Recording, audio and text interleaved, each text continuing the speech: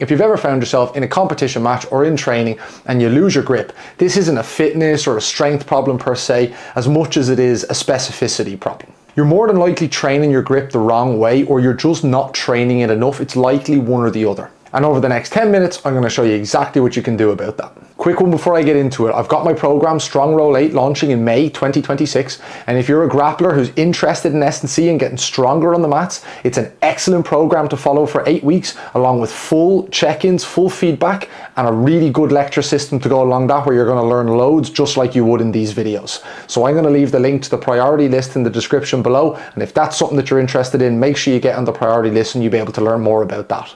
So what's the problem with training the grip that I see most people do wrong? I find it's a combination of two things. One, there's just not enough grip stimulus in a lot of people's training programs, and they're not selecting the right movements that let them actually develop the raw strength that they need in their grip. And this is a really vital thing to have in your toolbox, particularly if you play a lot of guard, or you play a lot of guard in the gi and you've got a very grip heavy game.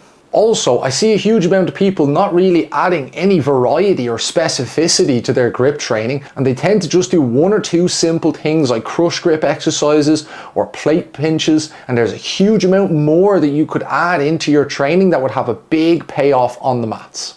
So what would I have you do if you were one of my clients and I wanted to improve your grip strength?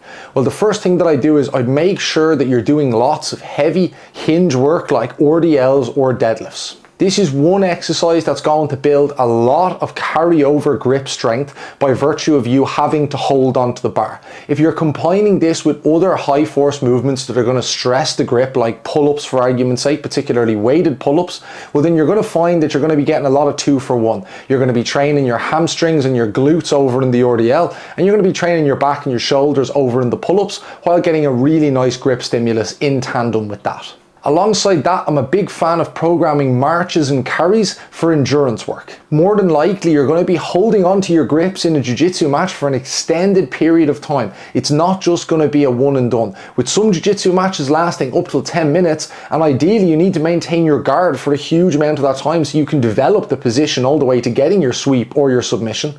And grip strength can be a critical thing in retaining guard. So it's important that alongside your heavy work, which is going to bring up the absolute force that you can produce from your grip, that we're also training a variety of grip endurance exercises. And I think that ropes, for example, dragging a sled or doing rope pull-ups, is another really nice, highly specific way of building the grip that you are more than likely going to need as a jiu-jitsu athlete. So we can take a movement like that, like a pull-up, and then we can introduce a rope, say, and we can make these rope pull-ups for time. And as a consequence, we're still getting a really nice pull-up stimulus, but we're also getting a myriad of different applications of the grip strength in this due to the varied nature of the hand position on the ropes. And this is, for example, one thing that you could do to add into your program and to make a big difference. I'm also a big fan of doing seated rope drags with a sled. If we can row the sled towards us using a rope, particularly like a big heavy rope that's really hard to hold onto and requires us to rotate our hand through a variety of different positions, as well as producing the absolute force needed to grip the rope itself. This is a great way of building up fatigue resistance in the muscles of the forearm, and these are the primary tissues that are going to be responsible with maintaining our grip in competition. And you'll know whether you're prepared or not for this in competition, because a really common thing that used to happen to me and happens to many people is that you mightn't even feel it in the gym so much, but then when you go to do your local competition, or you go to do something bigger like an IBJJF major or something like that, you're going to come off your first match and your forearms are going to be absolutely toasted.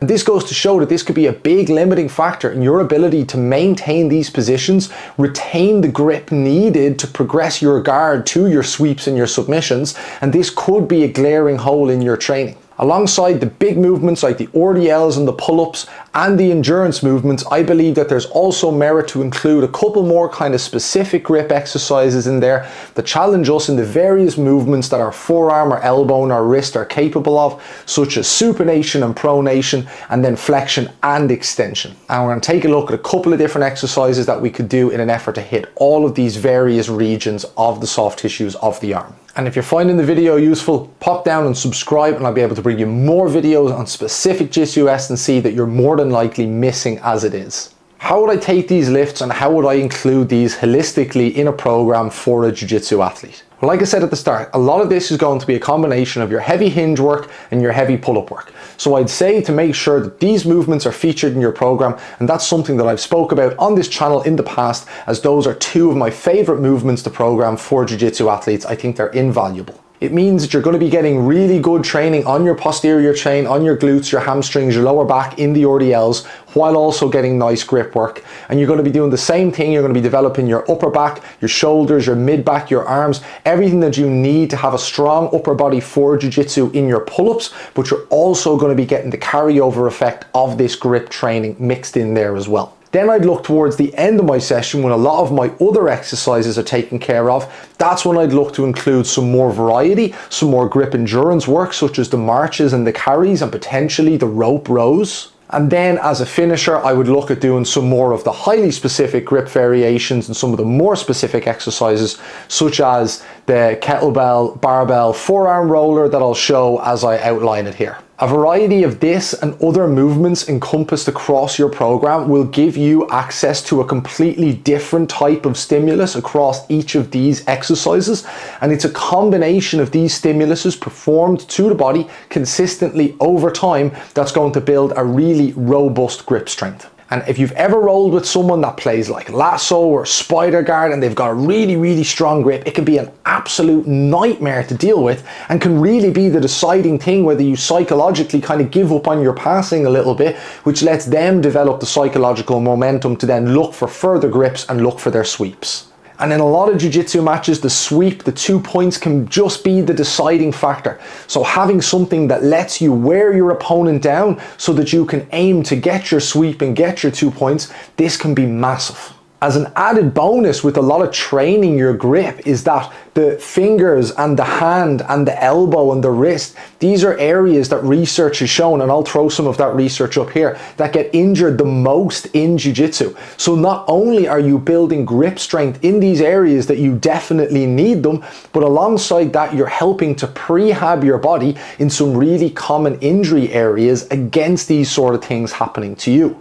You're promoting really nice blood flow to the region, which can help for recovery, as well as just generally making the region and the soft tissue stronger around these joints, which is overall one of the best things that you could do long-term for longevity in these areas. And if you found that video useful, but you're unsure of what else goes into an effective jiu-jitsu strength and conditioning program, I'm going to put up this video here where I recently ran through my top 5 exercises for jiu-jitsu athletes. And if I could only program 5 exercises, it would be these 5 that I would program. So I'd highly recommend that you go over and you check this one out next. Thanks for watching, and I'll see you next time.